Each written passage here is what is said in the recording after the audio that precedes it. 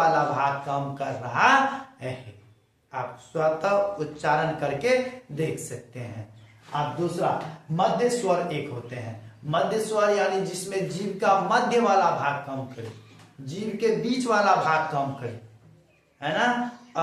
तो जब अ काम करते हैं, अ का उच्चारण करते हैं, उसमें जीभ हमारा थोड़ा सा चौड़ा होता है। मध्य वाला भाग क्या होता है, थोड़ा सा चौड़ा होता है, है ना। तो अब जाके अरे ये वाला अ का उच्चारण अ होता है। तो याद रखिएगा मध्य स्वर में मात्र एक ही है अ। तो 4 इसमें हो गए, 1 इसमें हो गए, 5। बाकी जो स्वर बच गए सब स्वर चल जाएंगे पश्च में। सब स्वर कहाँ आ जाएंगे, पश्च स्वर में। आ, ई, आ, उ, ये सब आपका क्या हो गए, पश्च स्वर हो गए। याद रखिए जीभ के प्रयोग के आधार पर पूछा जाएगा। 3 प्रकार के होते हैं, अग्र स्वर, मध्य स्वर, पश्च स्वर। अग्र स्वर जिसमें जीभ का अगला भाग काम करे, मध्य स्वर जिसमें जीभ का मध्य भाग काम करे, पश्च स्वर जिसमें जीभ का पिछला भाग काम करे। जीभ का अगला भाग किसमें काम करता है, ई ऐ, है ना। ई और ई से ही मिलकर बना है ए। ये हो गए आपका अग्र स्वर। मध्य स्वर में मात्र एक ही है अ। अब बाकी जो स्वर बच गए वो पश्च स्वर। वो कौन से स्वर, पश्च स्वर। अब हम लोग देख लेते हैं मुंह खुलने की स्थिति के आधार पे, है ना। ये आपका होठों के स्थिति के आधार पे है ना। होठों की स्थिति के आधार पे होठ देखिए, कोई भी स्वर का उच्चारण आप करके देखिए, आपका होठ में 2 तरह की स्थिति उत्पन्न हो सकते हैं। एक तो आपके होठ गोल हो सकते हैं, एक गोल नहीं होते हैं। कुछ स्वर ऐसे हैं जिनमें गोल होते हैं। आप ये कैसे, आप उच्चारण करिए ऊ। आप जैसे ऊ बोलिएगा आपका होठ हो जाएंगे गोल। आपका होठ क्या हो जाएंगे, गोल। तो जैसे गोल हो गए उसको बोलेंगे वृत्तमुखी, है ना। उसको क्या बोलेंगे, वृत्तमुखी, यानी वृत्त के जैसा गोल हो जाना।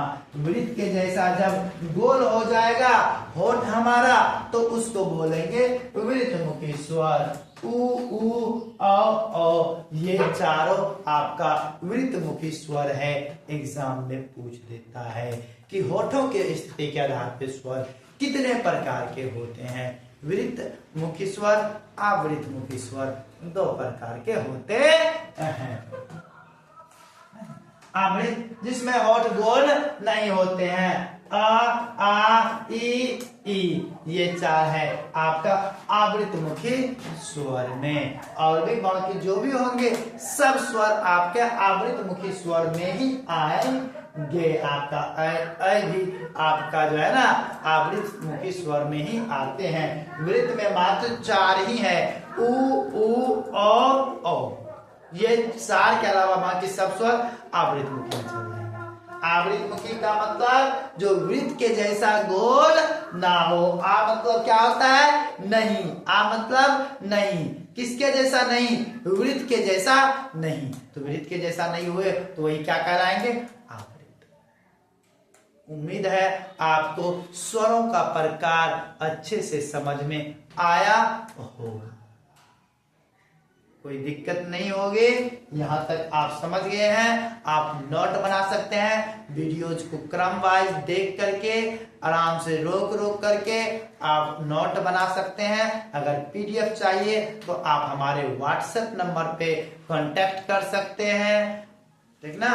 तो चलिए यहाँ तक आप समझ गए होंगे। आगे हम लोग व्यंजन के प्रकार के बारे में हम लोग अगले लेक्चर्स में लेकर के आएंगे। इस लेक्चर में आज यहाँ तक रहने देते हैं। उम्मीद है आप पूरी वीडियोज को देखे होंगे, समझे होंगे। आप वीडियो को सब्सक्राइब, लाइक और कमेंट करके बताते रहें कहाँ कोई दिक्कतें हो रही है। तो चलिए, तो आपको यह वीडियो देखने के लिए बहुत बहुत धन्यवाद। Thanks for watching.